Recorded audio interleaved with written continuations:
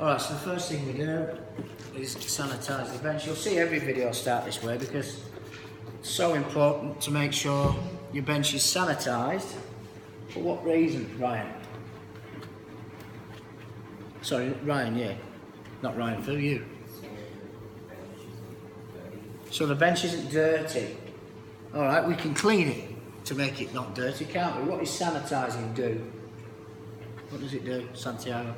Kills the germs. It kills or reduces the amount of germs on the surface to a safe amount. Okay? Now I, this morning, took the roll with my surface on here. There could be anything on that surface. It goes around the school, it gets dropped on the floor. We don't want whatever's in there in the food, so we sanitise the bench. Alright? So that's the first thing. Every video will start that way, so you get used to it. Okay? Then we use our blue cloth. So if you don't have a blue cloth to secure your chopping board, what could you use? Kate? A heat mat? Yep, but it has to be secure. What else could you use? You'll notice I'm just drying my hands on my tea towel all the time and it's on my apron. Okay, good. What else could we use if not a heat mat? What do you have? What do I have on here? So you can use your tea towel as well, yeah? Good, what's this tray for? Yep. What's it going to be on there before we assemble the wrap? What do I need to prepare first? What's the word beginning with M? Mise en place, good. So we need to prepare our mise en place. Whilst we're doing that, we need somewhere to put our rubbish. Okay? So demonstration. Henry, tell me what we do with the lettuce. How do we prepare it? First wash it. Yep. So washed. We wash it. It's easier if you wash it in a colander. If you've got quite a lot to do, it's easier to wash in the sink as a big batch. Alright, how do we then prepare it? Shred it, or chiffonade, to use the French term, which you would use as a chef. Okay, so the white part here, has anybody eaten that before? So it tastes a bit, how does it taste? Not really, oh, it's a bit more firm than the green leaf. But what's the flavour? What's the taste? It's a bit more bitter, isn't it? Do you know what I mean when I say bitter? If you eat the rind of a lemon, you'll find what bitter is. Okay, it's okay to have some of the white in there, but I don't want too much. For two reasons. The texture is a bit too sort of firm. There's nothing wrong with firm texture in the wrap though. But I don't want the bitterness too much. Now to chiffonade this effectively, roll it up, the leaf. Questions? So roll the leaf up, I'll do some more, and shred it like this. Okay, so that when you've done that, it's nicely shredded. Okay, now the back portion of the knife is what you roll towards the heel, and the actual cutting occurs on the back portion of the knife. Alright, don't try and use the front portion of the knife because it curves up. It doesn't cut straight and it doesn't cut through properly. So the back portion of the knife is what you're pushing down onto the food. If you practice the knife movement, make sure you're holding it firm. Most people seem to put their fingers on the spine of the knife. Do you do that? It makes it very insecure. So if you're going to chop something, it could fall over. So grip the knife firmly. Okay? Alright, and just practice the rolling. You see it curves, the knife? Just practice the rolling on the curve of the knife, making sure the back portion is going through the food. And as you get more confident, you can go faster. Don't have your fingers with your nails exposed. Make sure you curl them round and you go up and down on your knuckles. If you go up and down on your knuckles, you can't cut your fingertips. Okay? So three things. First one, safety. Make sure you're going up and down on your knuckles. If you do that all day long, you won't cut your fingers. all good. Make sure that you're rolling on the curve of the knife and then cutting with the back portion. So all that's in the video, you can watch it, learn and practice, because you do need to get better using the knife. If you get confident using the knife, you will cook a lot more dishes and you'll move away from just doing simple things. Alright, so get confident with the knife. What's the next ingredient I need to prepare? Santiago. Oh, before I do, I want you to get into the habit. I've prepared one ingredient, so I'm going to clean my knife.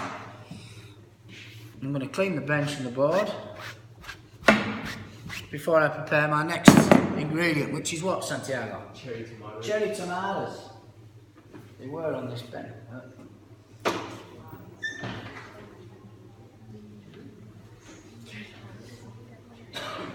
How do I prepare the cherry tomatoes? Pardon? Rose? What does rose mean? It's a very old way of cutting a tomato for presentation. Alright? It sounds like, if I'm going to prepare this to look like a rose, what do you think this is in the dish? Is it part of the salad or is it something else? Garnish. Alright, so it's going to be a garnish. Now, to prepare, if we sharpen this, well, a steel doesn't sharpen a knife actually, this maintains the sharpness of a knife. Okay? You do have to sharpen knives with a stone. Can anybody think why that wouldn't sharpen a knife? Who does science? Most of you. What does one material need to be in order to sharpen another? Stronger or harder. Okay? Steel, same. Yeah? You can only sharpen with a stone, which sometimes has diamond in there. Alright, so that's, wipe the knife after putting up your steel, because there's little shards of metal on there. Alright, you don't want that in the food. Alright, so what we got here is a circle. Now imagine a line going through the centre all the way around.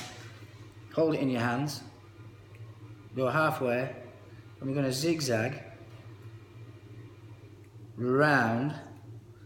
You done this before? Anybody done this before? Now you'll notice, I'm happy for you to do it in your hands because you've got more control of it. You can do it down here because if you do go through it, you don't want to cut yourself. Alright?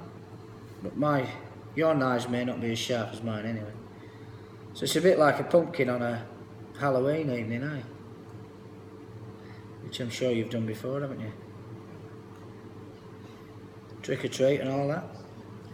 The trick is that you have to go. You notice I've put the knife down, I'm not going to do this. Alright? You have to go all the way through, or halfway through every cut to the centre. You've got to go all the way through to the centre every time you cut, otherwise it doesn't come apart. Alright? So they will be a nice garnish. You probably used those garnishes in 1980 something. Things have moved on since then, but we use them today. Okay, what's next? Slice the tomato. So that one's garnished. We've got tomato for, is it cherry tomato we're slicing?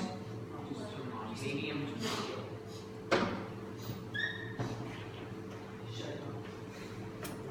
The lady who prepares the food isn't here today.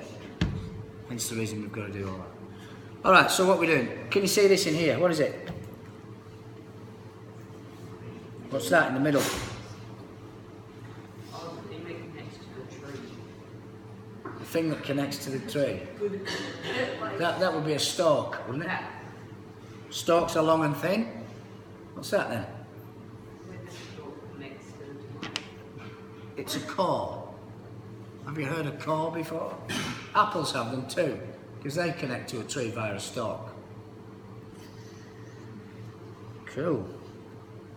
What I want you to do is take it out, because if you want to eat it, now you'll notice with a sharp knife, I'm moving the tomato around the knife. I'm not moving the knife. Why? Why am I doing it? Why am I moving the tomato, not the knife?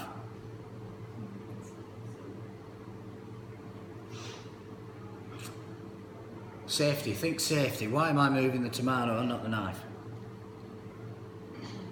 Yes? So it doesn't go through and cut. Yep.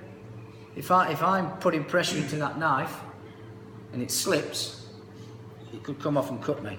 Okay? If I put the pressure into the tomato and it slips, nothing happens. The knife might go into the tomato, but you're not going to get cut. So you've got to think of safety. But to do that, your paring knife needs to be sharp. Okay? So we're going to slice that. Claws out. The reason I've taken it out is because it's hard and chewy, you don't want to eat it. Okay? And now we've got a nice flat surface for the tomato. Okay? That first one. Can you see that there's a bit of black in there? If you see things like that, just put it in the bin because we don't want to eat it. Okay? And then we can slice it. Now, what's the key thing? Two things when I'm slicing that tomato. What am I thinking about?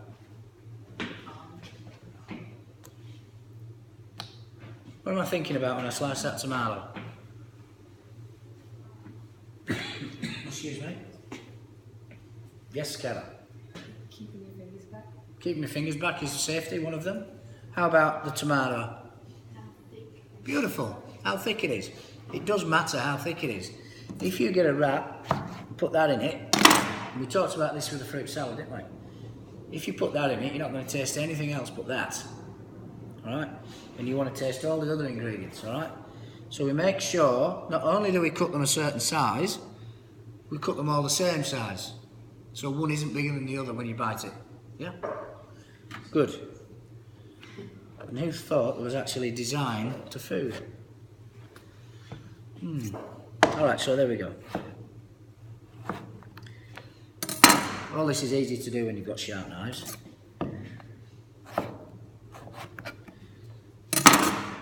And if it's got a rounded edge with the stalk, just take it off carefully. Knife's going down every time. I don't want to move it around in my hands. You'll have to excuse me, I've got a bit of a cough. Right, what's next? Ham. What's next before I do the ham? Right. Right. What would you do before you started to prepare the ham now? Good. Clean your knives. Alright, you don't want sticky tomato juice on there. Clean that knife. Using your tea towel, just clean the board. That's cleaning the board, it's not sanitising the board. Alright, we don't need to sanitise it. Alright, it's been done. And we've only prepared food on there. So it's all good. Ham. How much ham? 2 slices. 2 slices. 1, 2. Now you could put that ham in the wrap as it is, but we might as well practice using a knife. How am I going to cut this? Let's think about it. Slice what? You just want me to slice it in half? Like into strips. Strips? What do we call the lettuce? Shredded or chiffonade, to use the French term. So let's roll it up, like we did the lettuce. And I want this a little bit thicker than the lettuce, for textural reasons, and it's often with a protein, you want to taste that first, and the salad just becomes a bit of an accompaniment to it, okay? So a little bit thicker. And then we make this the key ingredient, but it's not too big, okay? Beautiful. Big, thick slices. What's next? Sean, what have you got, mate? Spread out the lettuce spreads with hummus layers of the ingredients on the center of the plate. Beautiful. Hummus. What is hummus? What's it made of? Any Lebanese people amongst us? Yeah, you've answered a few. Kate, you want? What's it made of? Chickpea, good. What else? Garlic's in there too. What else? I've forgotten now, but I'm hoping it'll come back to me. Oh, what is it? I know what's in it. Anybody else help me? Sesame seed is toasted sesame seed, which is, what's the word for it? That's just in the, why is that in the packaging, anyone think? Oh, to keep it fresh. To keep it fresh, oxidised, to prevent oxygen affecting the bread. Now these can be a little bit hard to fold if they're raw. So it might just help to put them in the microwave for 10 seconds or not. I'm just trying to think what that toasted sesame seed thing is that's in hummus. It will come back to me. That's why the video's good, because you'll remember and I'll tell you. It's like a paste. What? You can just look on the carton. On the who? There's like lots of. Yeah, but it might not be in this one. Sesame seeds is all it says. But, I know what it's called. It'll come back to me. You right? Yeah. Do me a favour, Santiago. Get me a plate, please. I'm going to put this in the microwave for 10 seconds. Before we do that,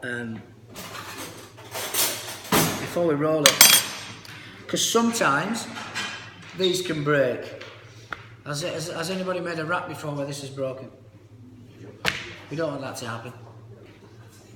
Thank you. So, not long. I would say 10 seconds maximum. And then it will just become more pliable. Alright, let's look at the questions. First one. Have we got an answer for that? Anybody? What is the question?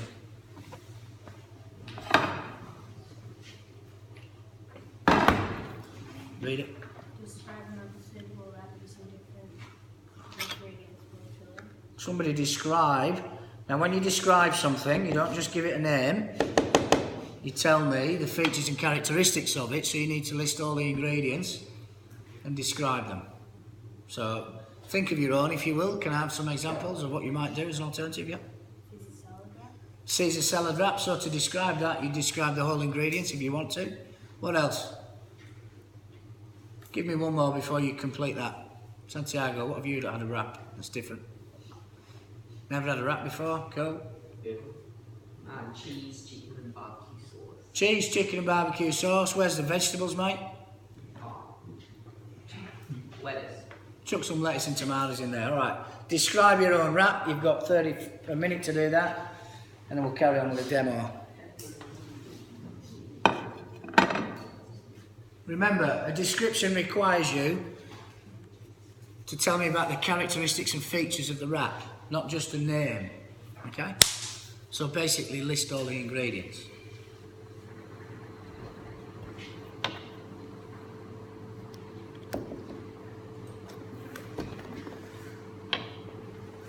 Alright.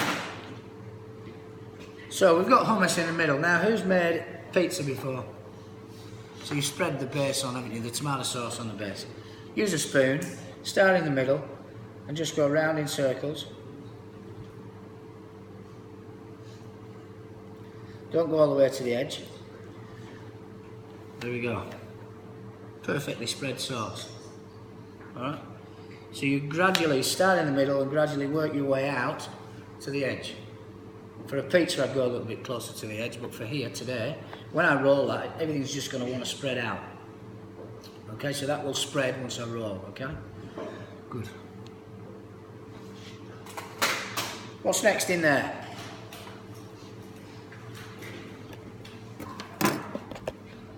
What's next? Read it, tell me. We're assembling the wrap, what's in there now? Lay out all of the ingredients along the center of the bread. In any order? In any order, okay, you do it in any order. Alright, well let's start with lettuce. Alright, it's like building a house, funnily enough. Alright, we're going to start with some really good foundations. Okay, and the other reason is we're going to layer the textures as well. Okay, we've got a nice, what texture have we got with a lettuce? What texture do we have with lettuce? Bright. Pardon? Bright. Texture, not colour. But it is bright. Good answer. It's not funny, Santiago, it's well done. Henry's actually putting lots of answers in, which is good. So what texture is lettuce? It's crispy. Crispy, crunchy. Good. So we're going to contrast that texture with what? Ham. What texture is ham? Softer, isn't it? Okay, so contrasting textures is good because you don't want all the same texture. Do you know what I mean by contrast? It's the opposite. Okay, good. ham in. And what else? What's going to go on top? We've only got tomatoes left. What texture are tomatoes? Pardon? They're a bit more crunchy and beautiful, yeah. Flavours sweet-ish. Sweet against the salt of the ham. Good contrasting flavour as well as texture. You see how this dish is actually being designed and developed? Yeah? We're not just throwing it together, which you may have done in the past, did you? Chuck it in, see what happens, yeah? Good. It all starts with preparation. Cutting, slicing, textures, colour in the end. Alright, so for the wrap, you see there's a gap either side? Before the edge. Fold in, and then fold that over. Now this is more pliable because it's been in the microwave, which is good. And then this little bit here, pull in, and there we have the wrap, okay? Yeah, I just fold at the bottom and then fold in the side. Sorry? So you've got an open end. So you'll have one end that's open. You can do it that way. That doesn't stay as tight for me, because what I'm going to do when I've toasted this, I'm going to cut it anyway. Alright? I'm going to cut it anyway, so I'll present it in a different way. Alright? And the reason, I'm glad you brought that point up, I'm going to put cheese on top as well, because you've got to melt a bit of cheese. The reason I'm going to do it this way and not the way you've described is for presentation as well. And I'll demonstrate that when it comes round to it. So this bit you pull in. Pardon? This is incredible. Incredible. Beautiful. You can put that quote on the website actually. This is incredible. Amazing. Alright, so there we go. We've assembled